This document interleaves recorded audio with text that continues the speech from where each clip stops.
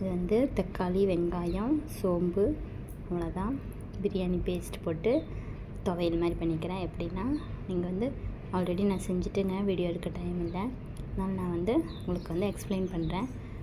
2 table spoon oil ஊற்றி ஒரு table spoon சோம்பு போட்டுக்கோங்க. நல்லா ஃப்ரை ஆனதுக்கப்புறம் 2 பெரிய வெங்காயம் பொடிசாக கட் பண்ணி போட்டு ஃப்ரை பண்ணிக்கோங்க. நல்லா ஃப்ரை ஆனதுக்கப்புறம் வேணுங்கிற அளவுக்கு தக்காளி, 10 தக்காளி, 5 தக்காளி இந்த மாதிரி போட்டு நல்லா வதங்க விடுங்க. அரை வேக்காடு வெந்ததுக்கப்புறம் கல்லுப்பு சேர்த்துக்கோங்க.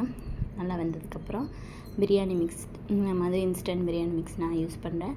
நீங்கள் என்ன பிரியாணி மிக்ஸ் வந்து பேஸ்ட் யூஸ் பண்ணுறீங்களோ அதை போட்டு நல்லா வந்து அரை வேக்காடு வெந்ததுக்கப்புறம் அந்த பேஸ்ட்டு மிக்ஸ் பண்ணி நல்லா வேக விடுங்க ஆயிலில். நல்லா வெந்ததுக்கப்புறம் இந்த மாதிரி கிரேவி பதத்துக்கு வரும். இதை வந்து சாப்பாட்டில் வச்சு சாப்பிட்லாம், இல்லை சாப்பாடு கலந்து நீங்கள் வந்து என்ன சொல்கிறது, ஃப்ரைட் ரைஸ் மாதிரி கூட சாப்பிட்லாம், இல்லை இந்த மாதிரி சாதத்துக்கூட சேர்த்து, இல்லை தயிர் சாதத்துக்கு கூட கடிச்சிக்கலாம்.